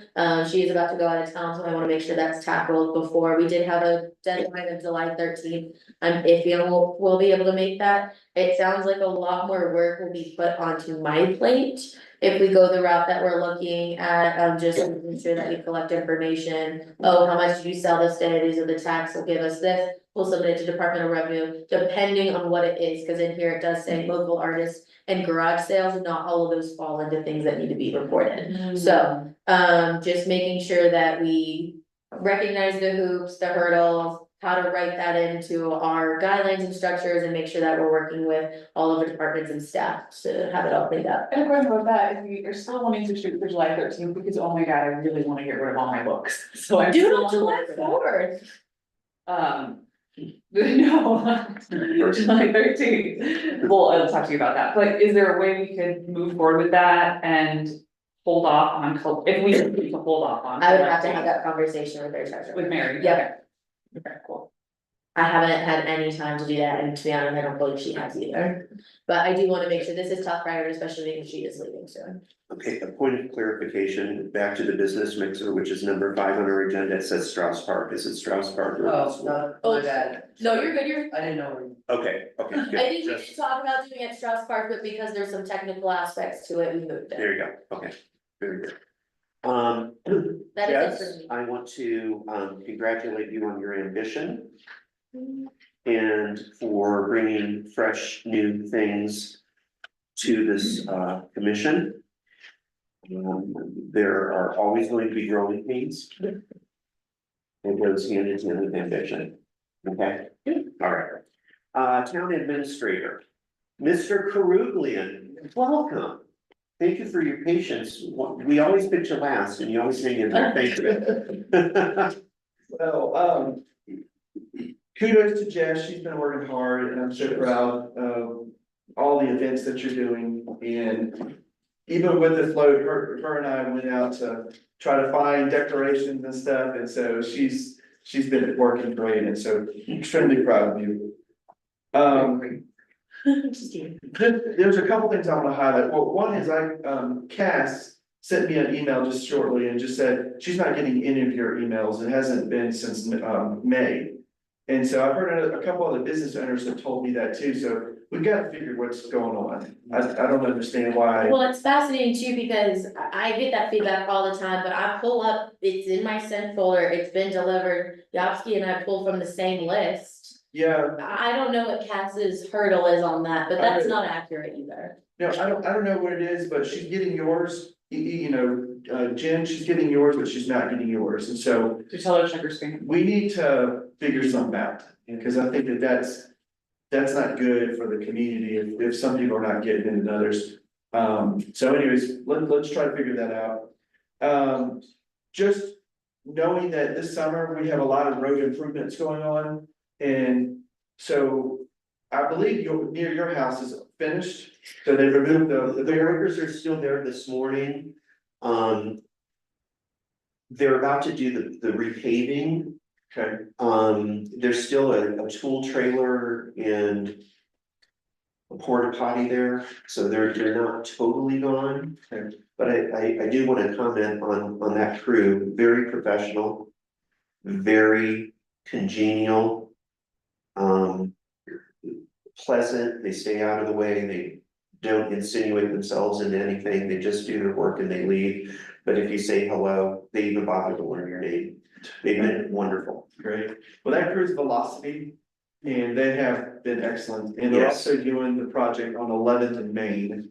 And we found out yesterday that there's a lot more work that it's a change order. Mm. Once they dig in there, we discover things that we didn't know, and all of a sudden there's 3 shared lines going into one, and we're like, oh no. Try working in a cemetery and planting a tree and see what you discover. So what's gonna happen at 11th and Main for tomorrow? So it is gonna be barricaded, however, they're gonna put the big iron or whatever, Mhm. metal sheets Yes. over it. To make sure that it's at least it prevents a safety Yeah, concern now. they really know what they're doing. Yeah, it's gonna become a manhole right there, and then they're gonna put another manhole, another block down towards the south. So that is gonna remain like that, so it's not gonna have car traffic, but pedestrians will be able to get through. Okay, but so that will have some impact on, you know. Yeah, Staging, the staging. I don't know so much of, Do they turn around? well, you know, that's the one street where usually they aren't staging on, but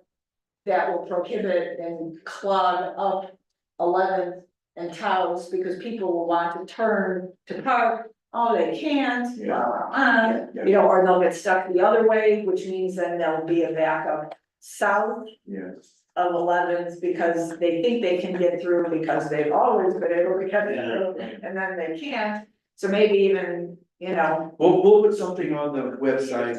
it's, yeah, Yeah, we'll go ahead and put something on the website to make sure that our community understands.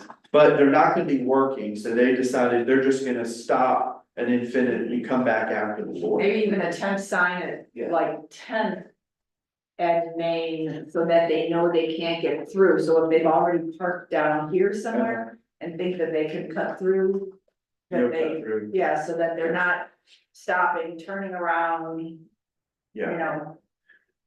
so just to make sure you guys are aware, and we'll put signage up as well, so that's a good idea. Argentine North project, so that is, the bid has been accepted, Alaska. that what it's called? Yeah, Okay. let's go. And Jalisco. Jalisco. They have been awarded the contract. They are gonna be starting soon. Comcast and Lumen has already buried their lines. And Excel has kind of going, I don't know what you call it, boring, I think it's underneath in several areas. Once they finish that, then they're gonna start trenching and taking down their power lines. There's like 8 poles that they're gonna be taking down. But they're gonna move all the power lines to the west side of Argentine Street, in the right of way area. And then the last thing that they do is we'll pull the poles, but, Jalisco is already coming and they're gonna start doing projects, and so. You're gonna see a lot of activity this summer, so we're gonna have signage and things like that, making sure that the businesses are still open, people know the businesses are still open down by the lake. And, you know, we're not gonna do the roundabout, I think, until last, because it'll create so much chaos down there, but it'll be one of the last projects, but we're doing a sidewalk and lighting on the east side of Argentine Street, which will be a 5 foot concrete sidewalk going from 22nd Street all the way to the roundabout. And on the other side will be a 10 foot concrete bike path, but not the entire length. It'll just go some of the length. And we just don't have the funding to do all of it. So that's a big project that you'll see this summer. One thing I was gonna bring to your attention too is there's a food truck that would like to come to Georgetown for, you know, a number of days in the week and potentially for a season and maybe even year long, that they're showing that they would love to do it. I think it may be one of these where if it does really well, then they potentially would have a storefront. So it's kind of like building up the business, but it's a Mexican restaurant, Mexican food truck, not restaurant. And I've been, you know, me, Jen and Jess are gonna be discussing what our options are, because typically food trucks are focused really on special events is when we allow them. And so we're trying to figure out ways to accommodate, but maybe tweak this so that we can start having something. You know, in Georgetown, we have trouble having restaurants even being open. And that's been discouraging, you know, like Wednesdays, forget it. I mean, and it's really like, I don't know, when people wanna have meetings with me, I'm like, we'll drive around and see what's open, because I don't know what's open. And so to have something like that could be exciting, and it's grab and go, you know, get tacos and burritos and things like that, so it would be another added benefit for Georgetown, especially capturing the people that are here, grabbing something while they're here, so. If you have thoughts, I'd love to hear it, but and also locations, we're trying to figure out what a good location spot in the downtown where they can be positioned, so we're gonna be reviewing that, but if you have thoughts, I'd love to hear them. And we'll probably, you know, hopefully have some options to give them later this week, Friday or Monday, something like that. When are they thinking of starting here? I think it would take them at least a couple weeks before they get all their paperwork done. So they're in the process of, you know, getting some other paperwork done, but they've been doing restaurant business for 25 years. So Do they have a brick and mortar restaurant? I don't know, They do not. currently they do not. Okay. They might have had one in the past, but they've been doing this for a long time, and so. But Where are they out of, where are they, out of the size of their truck? I don't know. Are they Denver based, are they Clear Creek County based? Oh, they said yesterday, a Lakewood, I believe. Okay. Just curious. And my first pitch would be right, you know, by Strauss Park, you know, that building zone. Strauss Park and the loading zone, like a behind. Well, on 6, you know, right, Right across the street from Stonehenge. yeah. There's that 15-minute loading zone that, you know. On the street. On the street, you know, park them on the street, Gotcha. you know, facing towards, you know, the park. You know, they need exposure in order to succeed. You know, the greedy part of me wants them in the 400 block to bring people down, but they won't. Well, I mean, this lot, you maybe make that like a food truck pod, you know, where you get 2 trucks, 3 trucks there. You know, Get some some big tables. tables, yeah. Yeah. Yeah. Yeah, It'd maybe be once we get quicker more- to do the first, No, for sure, especially if we only have one, but if it takes off, it'd be plus you nice have to the 2 like, parks right there with amenities. yeah, encourage, you know. creating that lot as like a weekend, you know, food truck pod. Especially once we have COVID, I mean, you figure out- So the lot you're talking about is, I know there's the street, but the second one, we had end up three, Right here, the Right hotel. out here. where we had that, beer tent posted up, Oh, okay. you know. And I would just have to, it's more complicated, not impossible. There's great restaurants over there. Well, there's Rob in the Al doorway. fresco.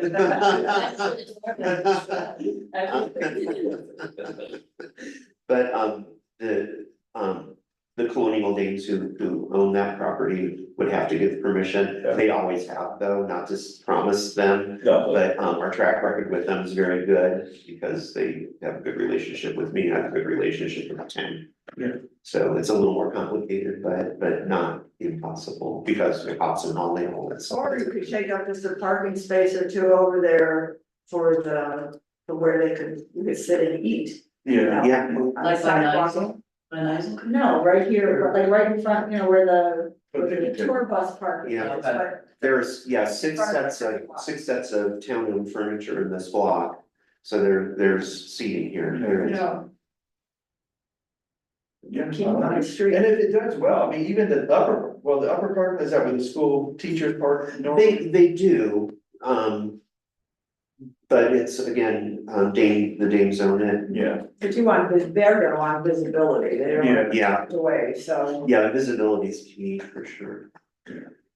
Well, there's a lot of energy at that intersection because of those two parks. yeah, I agree, I mean, that's why this was really good valuable feedback for me to hear. There can be a lot of energy from the restaurants that are down there too. No, for sure, you know, I know Urbana had a ordinance against food trucks because, you know, like, well, I spent all this money to build this restaurant and kitchen and that, but I mean. I wouldn't say ignore that right now because they're not consistently open, and so, That's how I think. yeah, I mean. I mean, I could talk also to the library to see if that little courtyard area, you Oh. could set up something right in front of that and then have picnic tables in that little courtyard. That's Yeah, Lucia's had fire and they brought out the food truck, that's exactly where they parked. That's a great idea too. So, I mean, just trying to think of areas where you have social infrastructure too, you know, where it'd be natural, so. Exactly. So I like these ideas, and then we'll just talk through it. Expect the pushback from some of it. I know, shocking, Yes, of the historic landscape. yeah, that's true. Well, that's the Georgetown way, so we expect that. I just thought I'd speak to the elephant in the room. Yeah. And real quick, I know it's not really this business promotion, but we're talking about construction now over at Argentine.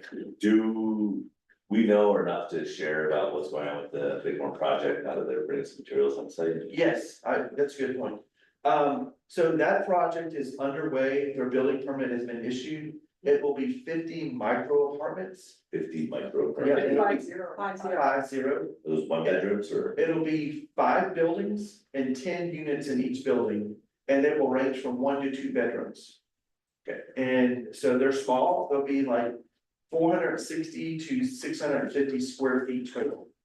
So they're like efficiencies, but they will still be 1 to 2 bedrooms. The 650 will be the 2 bedrooms, and then the smaller ones be 1. This is what the buildings look like, is there a bit? So,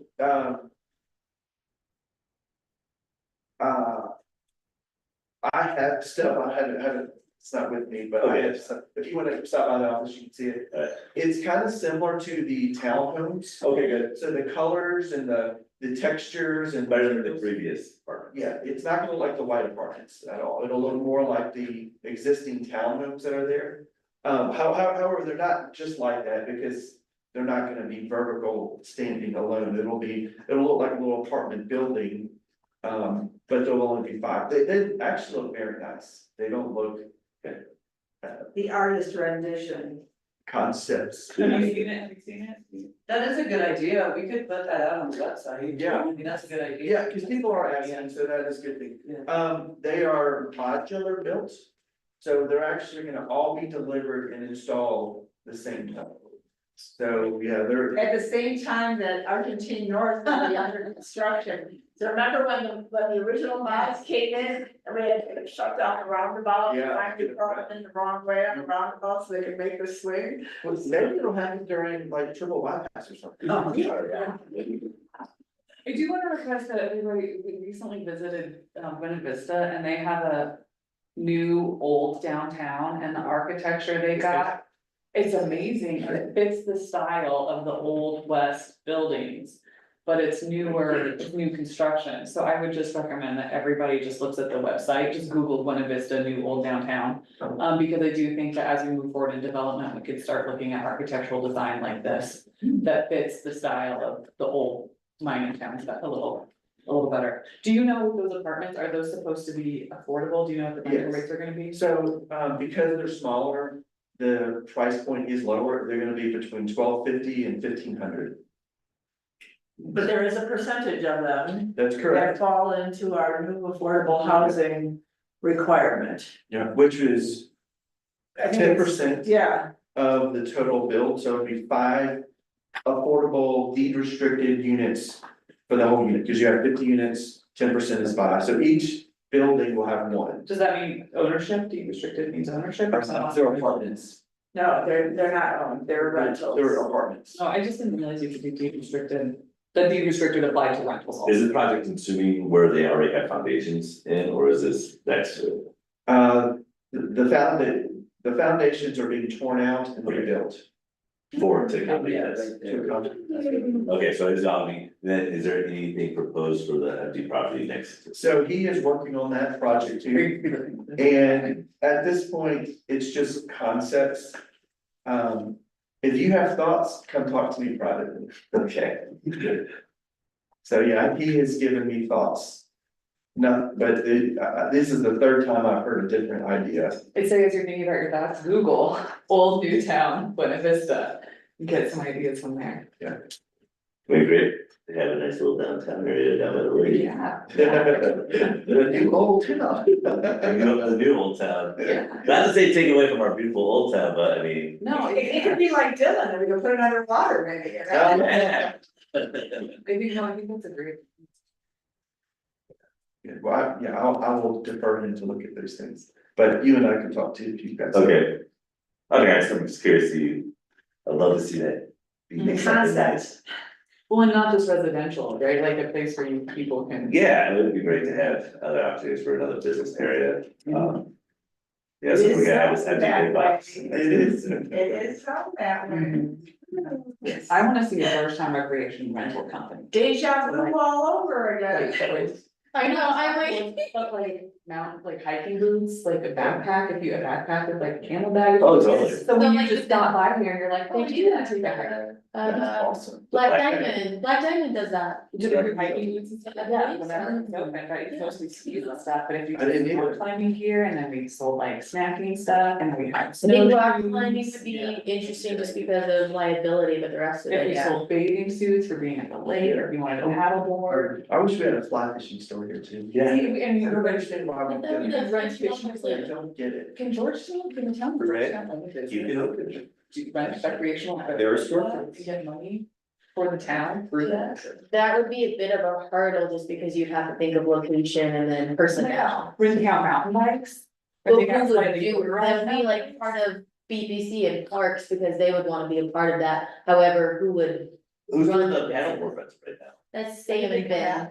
I mean, It's a it looks, private company, it looks successful. private company, but yeah, no, they're very successful. I mean, it's great to see people stand paddleboards. It is, and it's so inviting, you know, when you see Yeah. that, then people wanna come and do it too.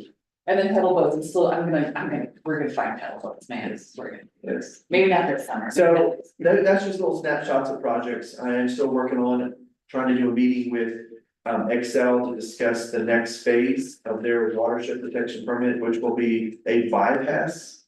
So it'll be like a 42-inch pipe that will connect from the upper section before it gets into the forebay and bypass the forebay. And the reason why that is really important for the town is they're wanting to decommission that area, which means drain it And then now you have a lot of sediment that's been there, probably 10 to 15 feet of sediment for, 80 to 100 years. And so the mining practices have changed drastically in that time period. So you have a lot of, minerals that are hazard to us, and it's gonna get into our system. So by that bypassing, it allows them to take all that material out without it affecting into the water stream. Where does that material go? That will be determined in the watershed protection permit, or we would have to agree upon the practice. So that will be spelled out in that. The new downtown will be built over You know, And there's likely- like, will it stay in Colorado, or do we send it to like New Jersey or New Mexico, or, It'll, right? what we care about is that it would be removed Mhm. and not just dumped somewhere. It would have to be taken out. But it will be an ethical disposal. Yeah, it'll have to be agreed upon, best practice management plans, Okay, so BMPs. because I just know how we would feel if somebody wanted to do the reverse to us, Yeah. dump their. Yeah. So it has to be, there has to be a receiver of this material too, and they'd have to agree upon it, and that will all be spelled out in Okay, there, all right, in those well, practices. So that's another thing, just to keep you on the radar, even though it is concerning the town, so it's always good to know. what else you got, Aaron? That's the big pieces. Cool. All right, we're down to the last few minutes, folks. We did pretty well today. Covered a lot of ground. Minutes approval, please. For June 5th, 2024. Do we have a second? a second. Any discussion? All in favor? I. Okay, There was one. all right. did the second? Who's gonna second these? Like, okay, thank you. All in favor, aye. Bye, folks. Thank you. Thanks for showing up. Good work.